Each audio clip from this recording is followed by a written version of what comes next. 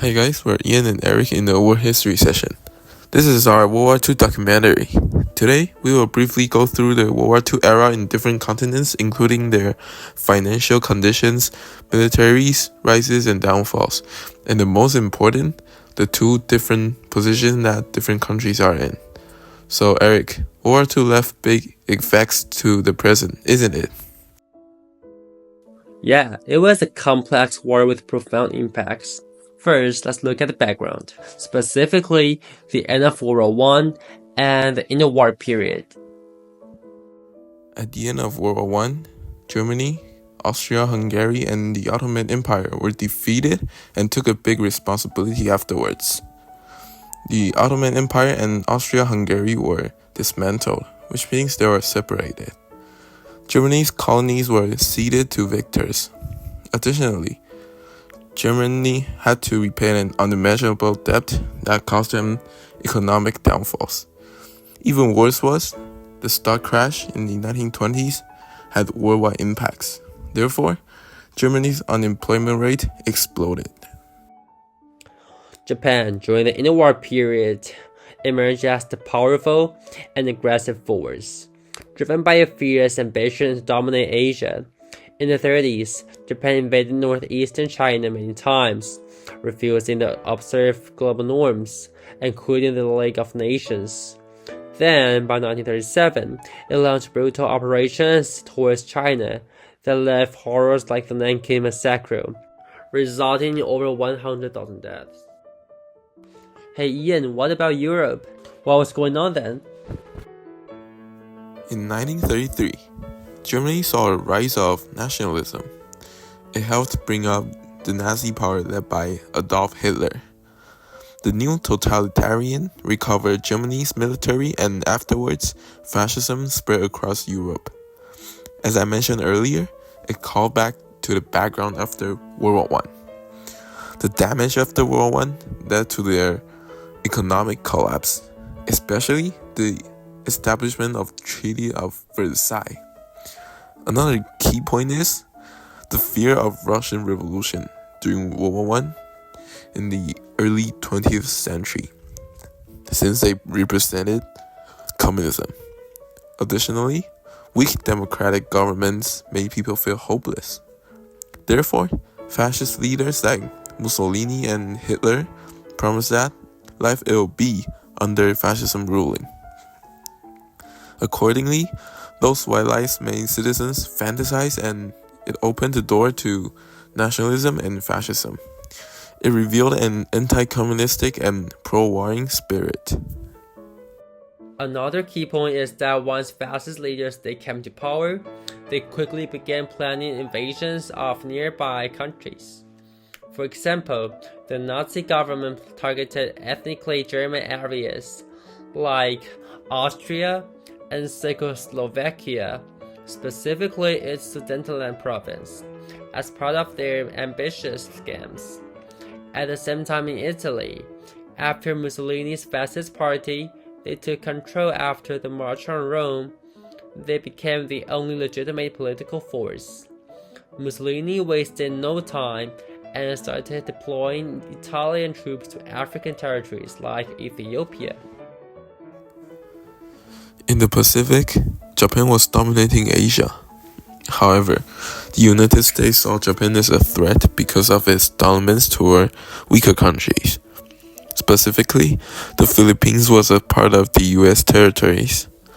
It was a critical location in economic resources. Therefore, the US prohibited the importation of oil and steel, trying to stop Japan's expansion. Unlike in 1853, Japan has undergone Meiji Restoration with significant reformation by this time, emerging as a robust Asian empire. Despite the isolationism policies in the US, the growing power of Japan was regarded as a serious threat, especially when it attempted to expand its influence in Asia. However, on December 7th, 1941, when Japan bombed Pearl Harbor, the US finally declared war on Japan, marking the beginning of the famous Pacific Front. It was at this moment that the USA directly entered the war. Not only did they aim to defeat Japan, they also provided supplies to the USSR that limited Germany's power. Meanwhile, Japan had expanded its territories towards Southern Asia. During the war, Japan did inhuman things to their colonies. For instance, rape of Nanjing, the most horrific history that Japan has ever done. After Japan entered the capital of China, Nanjing, they committed a massive violence toward the innocent citizens. Tens of thousands of Chinese men were tortured to death and buried alive. Additionally, tons of Chinese women were raped and murdered afterwards. It caused cultural loss since Japanese soldiers destroyed their ancient constructions such as libraries, temples, and landscapes. Consequently, Japan received their aftermath. The International Military Tribunal reported Japan for such war crimes. Shortly after, the leader and those who were responsible for this chaos were executed. In 1945, the US initiated an atomic bombing in Hiroshima and Nagasaki. Over 200,000 of people died during the invasion, bringing a large destruction in the cities and undermining Japan's military. A few days later, the Soviet Union declared war on Japan in Manchuria and pressuring further. On September 2nd, 1945, Japan announced its surrender and marking the denouement of World War II. Looking back at World War II, we see the immense suffering and loss that affected millions of people across the globe. Entire cities were reduced to rubble, families torn apart, and countless lives lost. However, amid the darkness, this tragedy also serves as a powerful reminder of the strength, resilience, and courage of those who fought for a better world.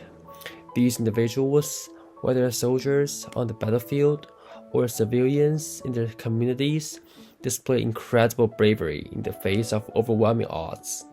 They chose to stand up against tyranny, injustice, and suffering, even when everything seemed lost. Their actions remind us that even in the worst times, hope can still shine through, and it is the actions of those who fight for what's right that can change the course of history. In summary, this war wasn't just a battle between nations. It was a battle for humanity itself. These lessons are profound and enduring, as the experience urges us to never forget the cost of division, intolerance, and violence. We should never take peace for granted, as the price of losing it is unimaginable. By learning from the mistakes of the past, we have the chance to build a world where peace isn't just a distant dream, but a reality we all work to protect. It's a legacy worth protecting with everything we have.